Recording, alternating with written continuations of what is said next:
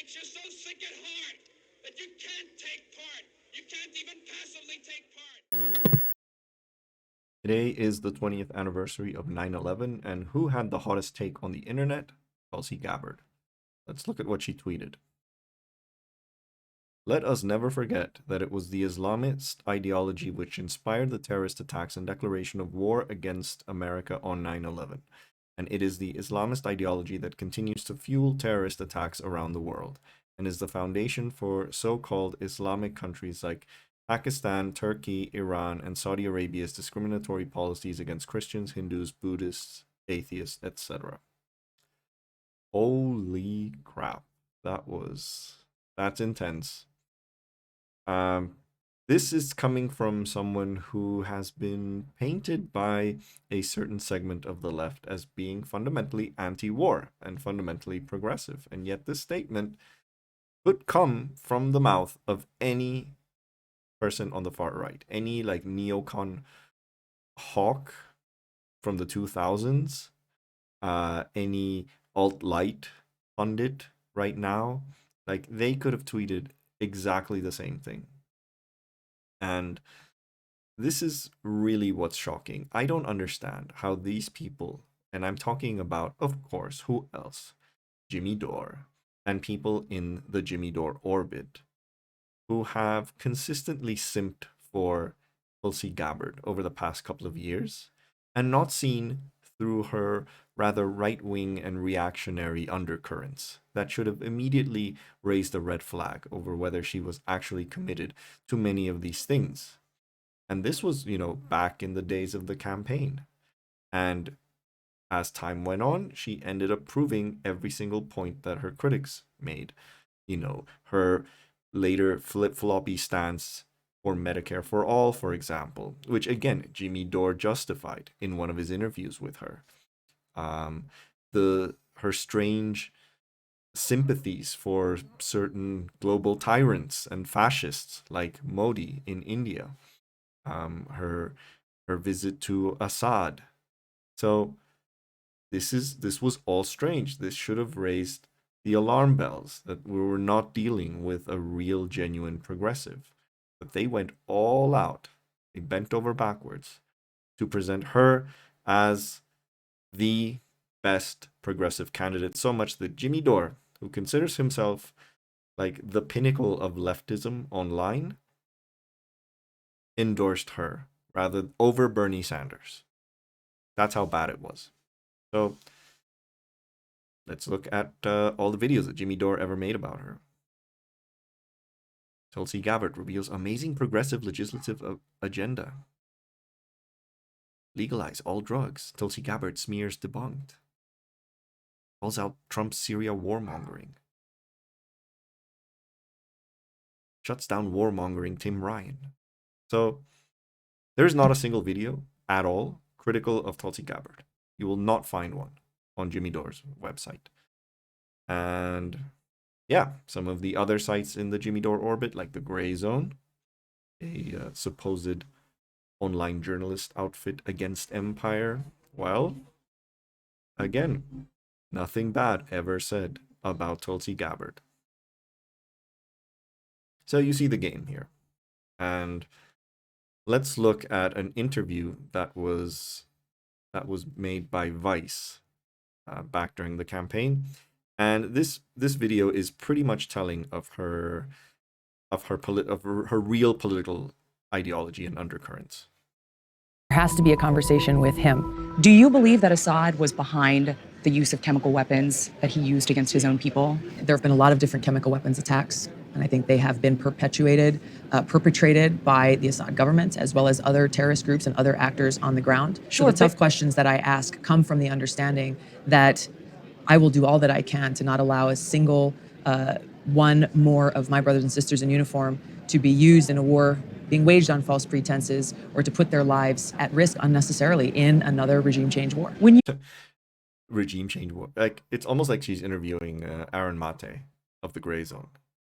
You say false pretenses, though. U.S. officials determined that Assad did use these chemical weapons against his own people. Didn't we hear that about Iraq. Right, We but- heard that from U.S. officials. We heard that from our Secretary of State. My We heard that question from for people you, in though, the is UN. you Exactly like the gray zone. Exactly like the gray zone.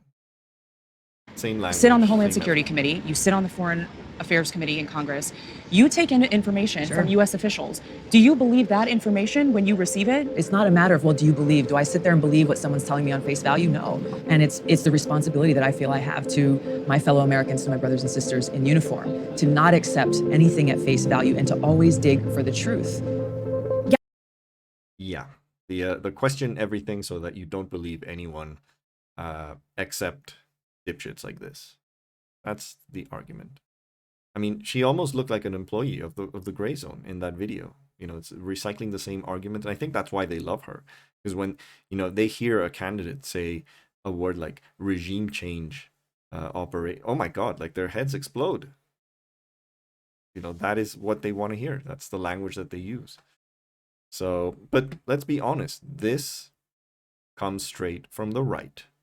This is not a leftist take in any way. I bet you anything, you will not hear any pushback from this tweet by Jimmy Dore or anyone in that orbit at all. Even though she has, like, most of this is most of the replies have been quite critical. So yeah, so that's good. But yeah, they will deny that this ever happened.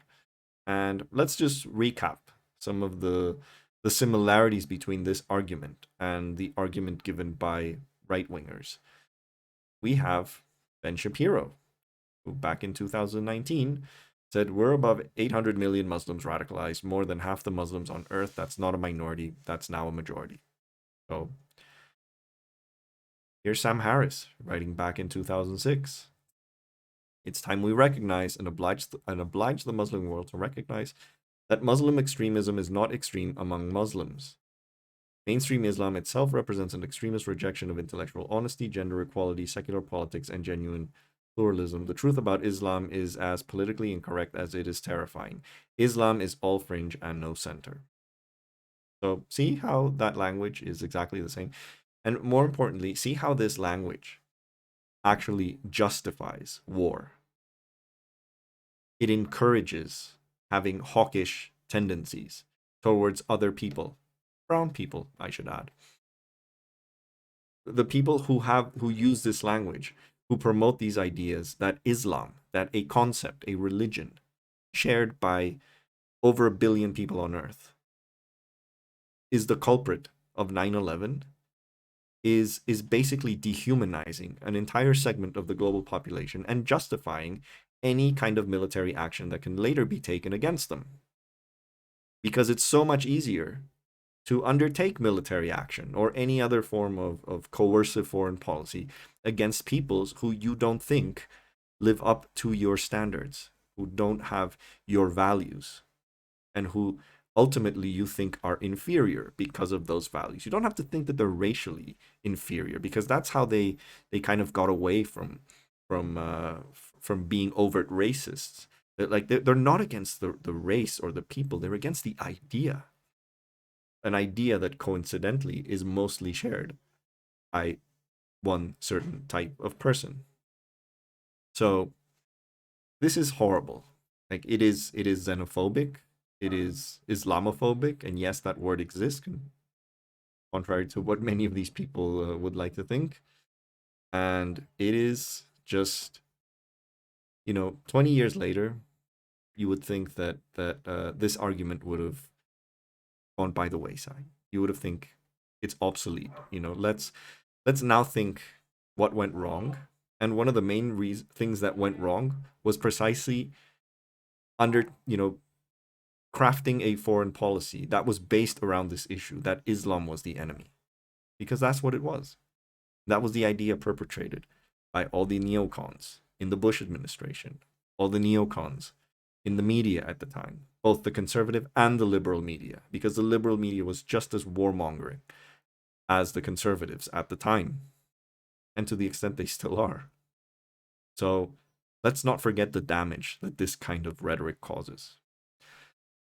And on that note, I want to give props to Ben Affleck, because on this subject of blaming Islam for everything, I remembered that old debate that he had with Sam Harris on the Bill Maher show, and it's great that he's now been vindicated. So let's just watch a snippet of that. And so when you watch this, just ask yourself this question. On which side would Tulsi Gabbard be sitting on this debate?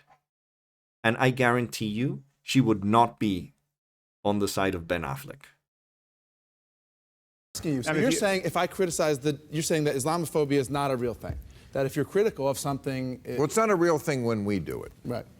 Well, no, it really isn't. I'm not denying that certain people are bigoted against Muslims as people. And that's a problem. Big of you. But why are you so hostile about this concept? It's gross. It's racist. It's not. But it's so nuts. It's like saying those stateless, shifty Jew. You're not listening to what we are saying. You guys are saying if you want to be liberals, believe in liberal principles like freedom of speech, like we are endowed by our forefathers with an inalienable rights, like all men are created equal. Ben, we have to be able to criticize bad ideas. And of course we do. No liberal doesn't want to criticize bad ideas. But Islam at this moment is the motherlode of bad ideas. Jesus. So we have That's ideas just a fact. like blasphemy. It is That's just a fact. The funny thing is just how much right-wing violence, domestic right-wing violence, very quickly after 9/11 became the foremost type of political violence in the West.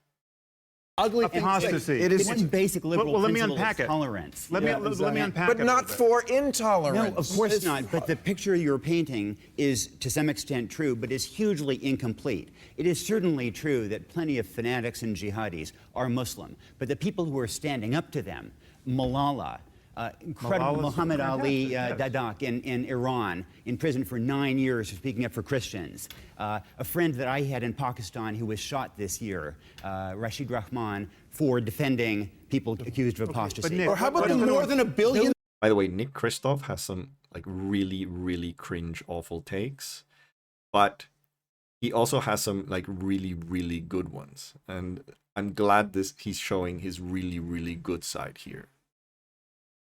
People who aren't fanatical, who don't punch women, who just want to go to the store, wait a second. Wait a second. and don't do any of the things that you're saying all Muslims wait a second. Stereotyping. Yep. Many years later, Ben Affleck was right. So, yeah, that's your anti-war hero. I would love it if the people who shill for Jimmy Dore and the Gray Zone dipshits, because they always pop into the comments on my videos. So I would really love it if you can construct the anti-war argument in the comment section based on this tweet. I really want to see this. I really want to see how you can transform this statement into an anti-war rallying cry, because I don't see any fucking way in which that can be done. So, on that note, thanks for watching this video. If you like it, please like, please share. Most importantly, please subscribe. And have a good weekend.